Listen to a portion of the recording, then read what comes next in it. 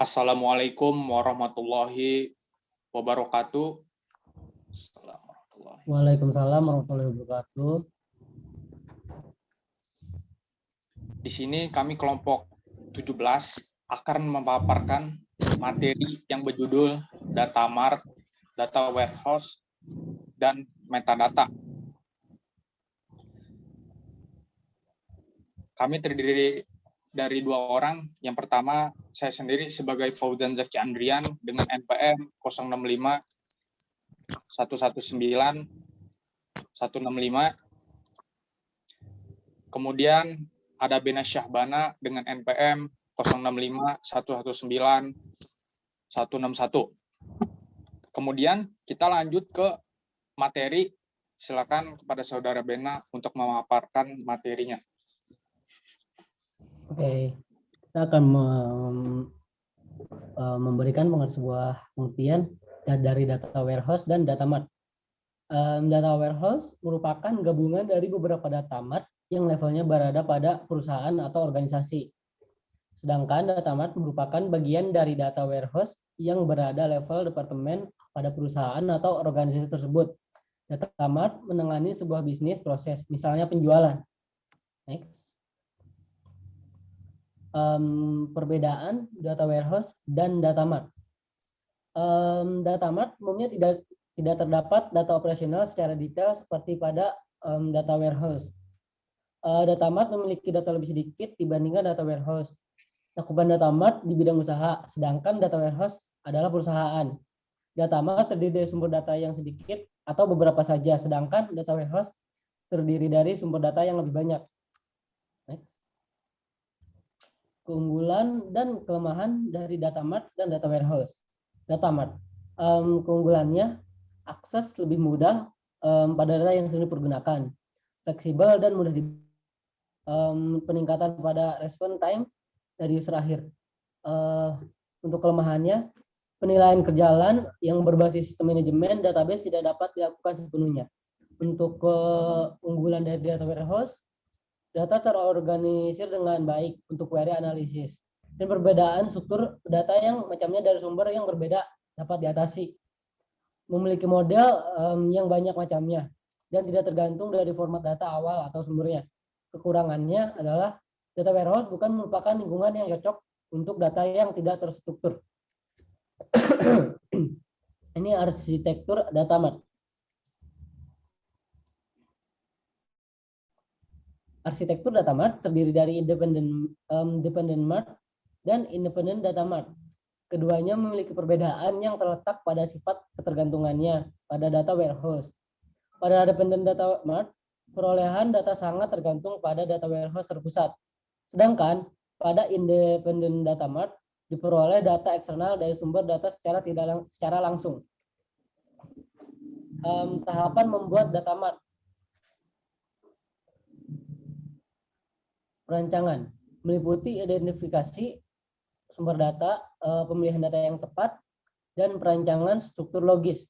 Yang kedua ada pembangunan, meliputi pembuatan database fisik data mart, menghasilkan objek skema misalnya tabel dan indeks yang dijelaskan dalam langkah desain. Ada yang ketiga ada pengisian, meliputi menggali data, membersihkan serta mengubah data. Ada yang keempat ada akses data, meliputi pada tahapan ini perlu untuk menempatkan data dengan menggunakan query data serta menganalisanya dengan membuat laporan serta grafik. Yang kelima ada pengelolaan, meliputi menyediakan akses data yang aman, mengelola perkembangan data. Oke, selanjutnya ada karakteristik dan arsitektur data warehouse. Data diambil dari source system, database, dan file. Data dari source system diintegrasikan dan ditransformasikan sebelum disimpan ke dalam database manajemen. DWH. DWH adalah database read-only yang terpisah yang dibuat khusus untuk mengambil keputusan. Terus user mengakses DWH melalui tool front-end atau sebuah aplikasi. Next. Ada komponen data warehouse, source data. Source data merupakan gudang data yang berasal dari berbagai sumber. Ada data staging, merupakan data yang eksternal. Merupakan data yang diekstrak, transformation, dan load dalam satu format. Namun tidak mengubah nilai dari data tersebut. Data storage adalah penyimpanan data yang sudah dihasilkan oleh data staging. Ada metadata, suatu komponen yang menjelaskan mengenai data yang pada dasarnya metadata tersebut itu lebih dari kamus data. Ada information delivery, adalah suatu penyampaian informasi kepada pengguna. Oke, selanjutnya kembalikan ke Fauzan. Selanjutnya, untuk materi metadata akan disampaikan oleh saya sendiri. Nah, apa sih pengertian dari metadata? Metadata adalah merupakan suatu informasi yang secara terstruktur mendeskripsikan, menjelaskan, menemukan, atau membuat informasi yang mudah ditemukan kembali, digunakan, hingga dikelola. Nah, metadata ini sering disebut sebagai data tentang atau informasi tentang informasi. Metadata ini mengandung informasi mengenai isi dari suatu data yang dipakai untuk keperluan manajemen file atau data itu nantinya dalam suatu basis data.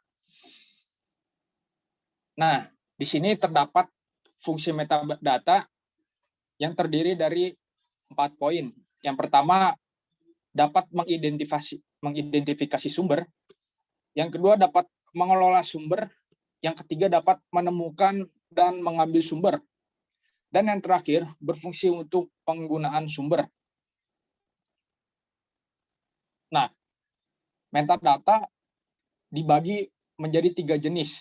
Yang pertama, yaitu metadata deskriptif. Yang kedua, metadata struktural. Dan yang ketiga, metadata administratif.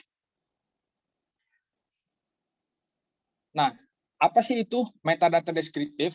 Nah, pengertiannya, metadata yang dapat mengidentifikasi dan mendeskripsikan sumber informasi.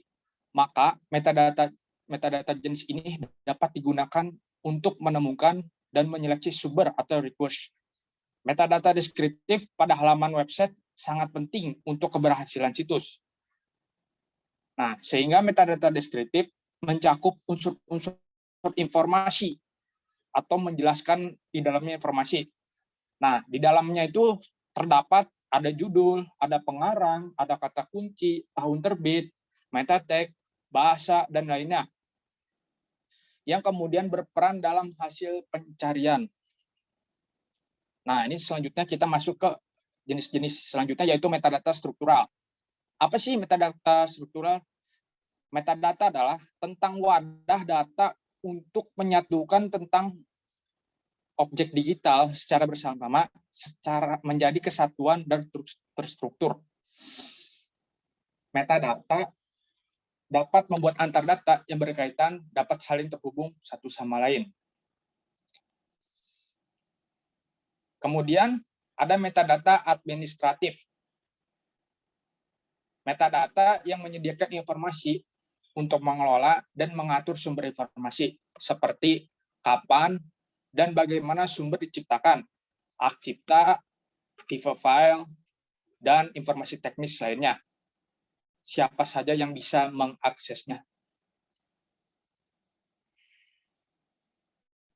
Kemudian, metadata dapat dikelompokkan menjadi 3 komponen. Yang pertama ada komponen direktori teknikal, yang kedua ada komponen direktori bisnis, yang ketiga ada komponen navigasi informasi.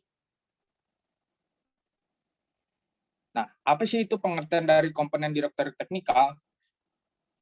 Nah, jadi menjelaskan kepada data warehouse administrator tentang sumber data dan bagaimana data dikelola dalam data warehouse. Nah, di sini kemudian ada komponen direktori bisnis. Nah, istilah bisnis sendiri yang digunakan untuk mendeskripsikan data. Kemudian ada data teknis alias yang berhubungan dengan bisnis term yang dapat digunakan untuk mengakses data. Ada source dan rules yang digunakan untuk mendapatkan data dan tanggal di mana data tersebut dibuat. Kemudian terdapat catatan tentang report dan query yang ada. Nah, kemudian informasi tentang keamanan data. Nah, pada data ini memuat siapa saja yang mempunyai hak akses untuk mengakses data tersebut. Kemudian yang terakhir terdapat komponen navigasi informasi. Di dalam komponen ini menjelaskan tentang interface yang memungkinkan user untuk mengakses direktory bisnis dan data warehouse. Terima kasih teman-teman atas perhatiannya. Semoga yang kami sampaikan bermanfaat bagi teman-teman semuanya. Apabila ada kekurangan, mohon dimaafkan. Sekian dari kami. Wassalamualaikum warahmatullahi wabarakatuh. Waalaikumsalam warahmatullahi wabarakatuh.